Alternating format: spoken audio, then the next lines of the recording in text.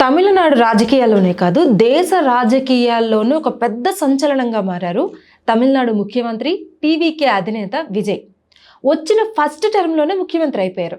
అయితే ఎన్నో ఏళ్లుగా పాతుకుపోయిన పార్టీలు డిఎంకే కావచ్చు, అన్నా డిఎంకే కావచ్చు, వీటిని కాదని ప్రజలు టీవీకే అధినేత విజయ్కి పట్టం కట్టారు. సో సింగిల్ లార్జెస్ట్ పార్టీగా విజయ్ తన ప్రతాపాన్ని చూపించారు. అయితే విజయ్ ప్రభుత్వాన్ని ఏర్పాటు చేయడానికి కావలసిన సీట్లు రాకపోవడంతో మిత్రపక్షంతో కలిసి విజయ్ ప్రభుత్వాన్ని ఏర్పాటు చేశారు.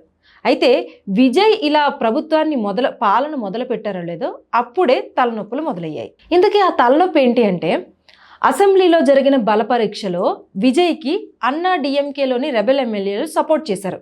సో ఎవరైతే సపోర్ట్ చేసిన ఆ డిఎంకే రెబెల్ ఎమ్మెల్యేలు ఎవరైతే ఉన్నారో వాళ్ళకి విజయ్ తన మంత్రివర్గంలో మంత్రి పదవులు ఇస్తారనే ప్రచారం జరిగింది. సో ఈ ప్రచారం పైనే టీవీకే మిత్రపక్షమైన వీసీకే విదుతలై చిరుతైగల్ కట్చి పార్టీకి చెందిన ఓ నేత రియాక్ట్ అయ్యారు.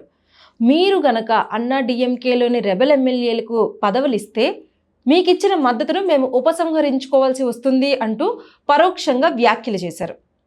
వామపక్షం నుంచి కూడా ఇలానే రియాక్షన్ వచ్చింది. ఒకవేళ మీరు అన్నా డిఎంకేలోని రెబెల్ ఎమ్మెల్యేలకు మంత్రి పదవులు ఇస్తే అది ప్రజల తీర్పుకు విరుద్ధమే అవుతుందని అంటున్నారు. సో తమిళనాడు రాజకీయాల్లో వస్తున్న ఈ ప్రచారం, దానికి రియాక్ట్ అయిన మిత్రపక్షాల వాదన పైన తమిళనాడు మంత్రి అదవ్ అర్జున రియాక్ట్ అయ్యారు. సో ఈ విషయం పైన ఇప్పటికీ మిత్రపక్షాలతో మాట్లాడామని ఆయన చెప్పుకొచ్చారు. రెబెల్ ఎమ్మెల్యేలు ఎవరైతే ఉన్నారో వాళ్ళకి మంత్రి పదవులు ఇస్తారని ఊహాగానాలు, అవి ఊహాగానాలు మాత్రమే అని చెప్పుకొచ్చారు. వాళ్ళకి ఎలాంటి మంత్రి పదవులు ఇవ్వడం లేదని ఆయన ఒక క్లారిటీ ఇచ్చేశారు. సో ప్రస్తుతం చూసుకుంటే తమిళనాడు రాజకీయాల్లో ఒక గందరగోళ వాతావరణం కనిపిస్తుంది.